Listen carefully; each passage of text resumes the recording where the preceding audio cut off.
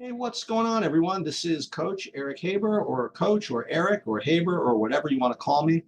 We're back for another year of me doing the analytics for all of the teams with Crown. And again, just for those of you that don't remember me from before, don't know me, I used to coach Lightning team for a long time. I'm a numbers guy. I do a lot of other things, obviously, but in kind of not paying Chris back, but in appreciation for all that Chris has done for my teams over the years, I still like to stay involved in this. And so I've been helping him out with this huddle piece, which serves different purposes for different people. For recruiting, as a recruiting tool, it becomes really important where you could do clips, you could do highlights and things like that. You could send game films to coaches. And we're actually going to do a full Zoom call with the huddle people as probably get into June. But the recruiting piece of it is honestly the least interesting part of the whole AAU experience for me.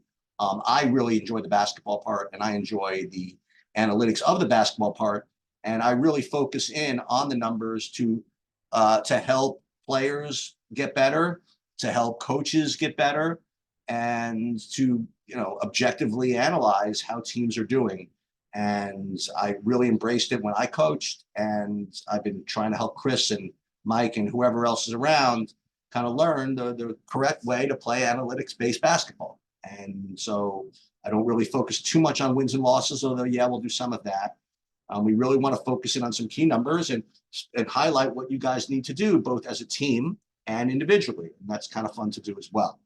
So we're going to do this hopefully after every weekend of tournaments. Sometimes I have to wait, for a couple of tournaments to go by, but we're going to try to do it once every tournament.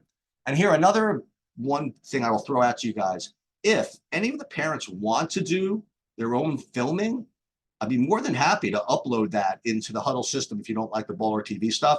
Baller TV was actually really good this past weekend. Some streaming services might end up being really bad, but all I can do is what people give me. So if I get it from one of the big companies, I'll just upload it myself for you guys. But if you guys want to film it on your own, feel free to, find me and I will upload it. Or I can give you the password and you can upload it as well. I submit them for the breakdowns and all of that.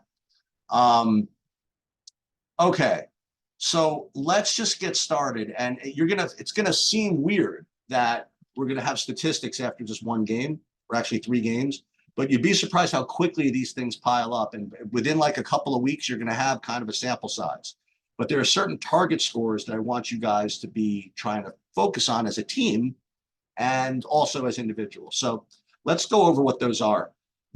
As a team, the three statistics that we're going to focus in on are this one: effective field goal percentage, turnover rate, and offensive rebound percentage. These are three factors that contribute to wins at your level more than anything else. And here are the goals as a team that I want you to be striving for, both on an individual game basis and obviously more difficult, but as a team for the whole season.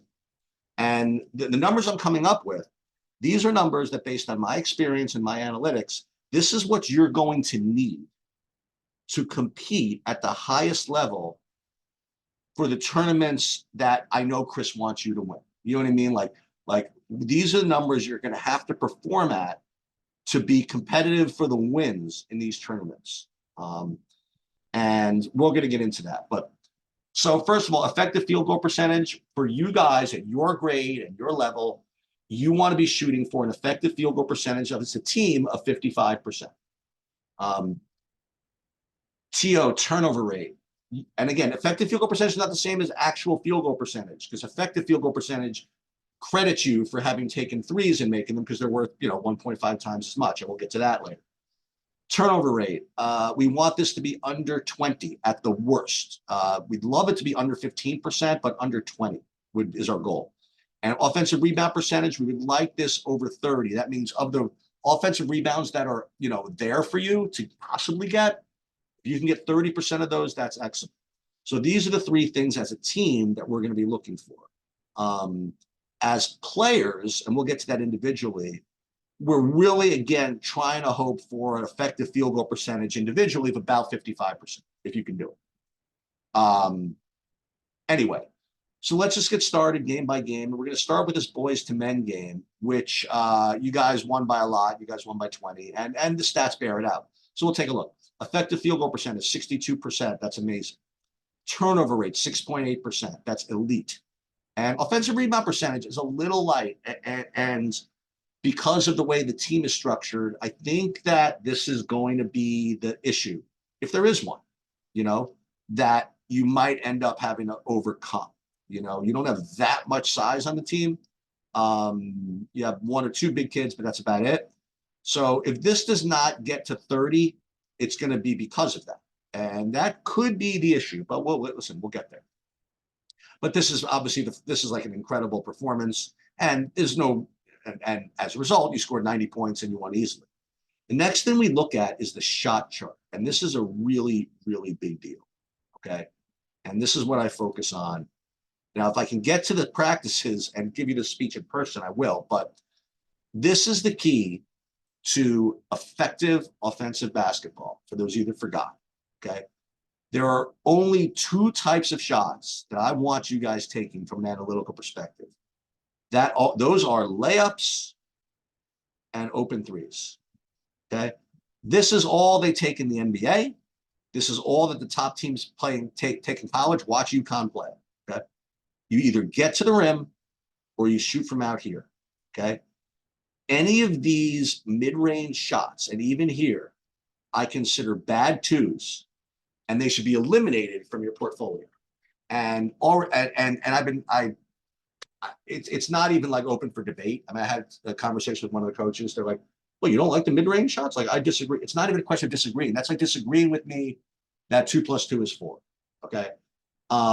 From a statistical perspective, okay, if you want to, let's do a little bit of math here. If you want to get an effective field goal percentage of even say 50%, okay, which is okay, you're going to need to shoot 50% from 2, right? Because each 2-point basket is worth 2 points. And if you make 50% of them, that's an effective field goal percentage of 50, because you're getting basically 1 point on average per possession that you shoot your layups. Now, obviously, you're going to do better than 50% from here. And when you shoot from out here, all you need to do is shoot 33% from 3 to, again, get 1 point per possession, because 33% of 3 points is 1. Okay. And most of you that are, that are shooters from out here can shoot 33% from 3. Where you run into trouble is here, because in these mid-range shots, how many you get for them? You only get 2 points. What if I told you that your entire team throughout years shoots about 39% from the mid-range here? So if you think about it, even if I give you a break and give you 40%, that only averages out to 0.8 points per possession, because 40% of 2 is 0.8. If you're going to shoot from here and shoot 40, you may as well take a step back and shoot from here and shoot 33%, because then you'll get 1 point per possession. And this was the key to revolutionizing the NBA 15 years ago, colleges within the last whatever. And this is my goal, is to get you guys perfect shot charts. You had one last year, by the way. That's not bad. I want nothing but here and here. And I don't care what you did in this game from these spots. If you make a living shooting from here, you will lose. Okay? You will shoot a poor effective field goal percentage. I shouldn't say you'll lose. You'll lose in competitive games. You will not be giving yourself the best chance to win. So in every game, I'm going to be harping on the shot chart. And the goal is to have less than, at least for now, 10% of your shots be these bad twos. So like for this particular game, you have 1, 2, 3, 6 bad twos. And that's about at the borderline, about 10%. Okay. And I am not going to hold up. I'm not going to let up on you guys. This is a really, really big deal. All right, let's get into some individuals. Athlete totals. All right, so let's see who did well here. So Brandon was 3 for 6 from 3. That's obviously excellent. Ryan, only 1 for 5 from 3. Nolan, 3 for 7 from 3. Justin, 5 for 8 from 3. We don't expect this, but we're expecting 40% plus again from you this year. Jordan, I didn't expect you to be taking some threes. Okay, well, we'll see how that goes. Sean, 0 for 3. John 1 for 1. Let's see if anybody was particularly poor from two. I doubt it. I mean, you guys had a really good percentage in general here. So there were really no, Joel, you struggled a little bit, but Joel, you struggled a little bit, but whatever. Any big turnover things I need to worry about? Ryan, three, I mean, not really. And this is, again, this is a really, really clean game. If all your games were like this, you would never lose, but they're not all going to be like this. But in any case, very, very good job overall. All right, let's go back to the next game, which is the New York Lightning game. Another one where you won by a lot. So I'm expecting to see a I'm expecting to see some good numbers here. So New York Lightning, your effective field goal percentage, 55%. Good. You know, right on where you need to be. Turnover rate, excellent, 11.4%. That's amazing. And this one, you actually did get a good amount of offensive rebounds, which is excellent. So you're supposed to win this game by 20, and you pretty much did, right? Let's take a look at the shot chart in this game.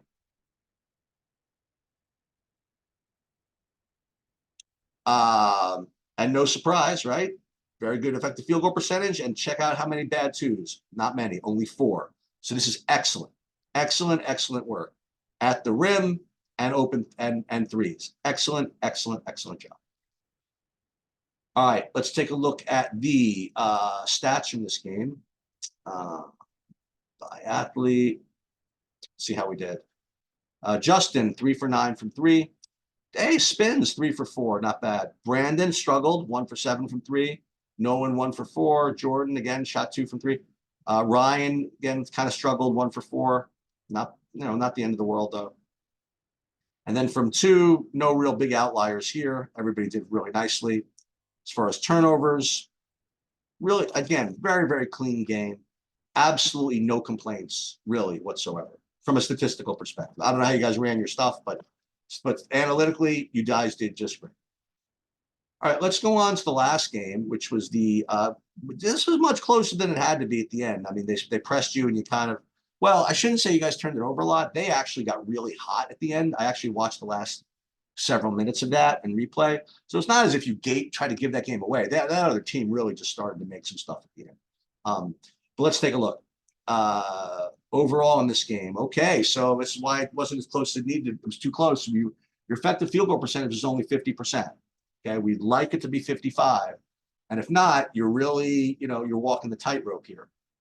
Turnover rate a little higher than the others, 16.8%. Again, it's still under 20, so it's not bad, but I'd really like it under 15. An offensive rebound percentage, a little bit of a struggle, right? A little less than 30. Does look good. Look at this, 19 for 20 from the line. Ooh, let's go. That's really, really strong. We like that. All right, let's take a look at the shot chart. Shot chart from the Beast game. Boom. And what a surprise. So now we have 1, 2, 3, 4, 5, 6 bad twos. Not bad, though, within the 10%. So really, really no complaints. My only complaint would be if, say, the wrong kids were taking the threes. But that is going to be determined over the course of time here. I know some of the kids that can take the threes, but we'll just see how that goes. Let's take a look at the stats by athlete. Let's go back to stats. Overall, see how we did here. So here, from 3, where we struggled. Sean 1 for 3. Justin, another not the greatest game, 2 for 7. Okay. Nolan 0 for 3, not good. And you were also actually 0 for 5 from 3 and 0 for 3 from 2. So one of the things you could do, by the way, you want to have some fun, you could click through here and see the missed twos, like for example, or all of your missed shots. So let's just say, I just want to see your missed twos. You can just click right through here, Nolan. And you can see where you missed. So that was contested in the lane. Let's see. And then let's see this one. That was, I mean, try to take him into the trees, but I can't complain about that. And let's just see. Ooh, good pass. Ooh, that's tough. But the point is that using Huddle, you can go ahead and look and click through those as both as a coach and as a player. Okay. Who else? Overall, again, not bad. decent effective field goal percentage, not 55, but 50, pretty good. Excellent job from the line, all of you, to close this game out, or at least come close to closing the game out. That's extremely strong. Brandon, 2 for 8 from 3. Any turnovers I need to worry about? Ryan, 5 turnovers, not the best. I'd like to keep that a little lower, but overall, not bad. So then what you could do at the end of each tournament is you could take a look at everything for the whole season. So like, for example, we could go all season, select the games. And again, now we can look at the entire, as an athlete, how you're doing for the season. So like, for example, like what we're looking for, again, is effective field goal percentage for all of you, hopefully of 55%. Now, again, this is going to even out across the season. So, John Spinoza is not going to shoot 88%. It's just not going to happen, okay?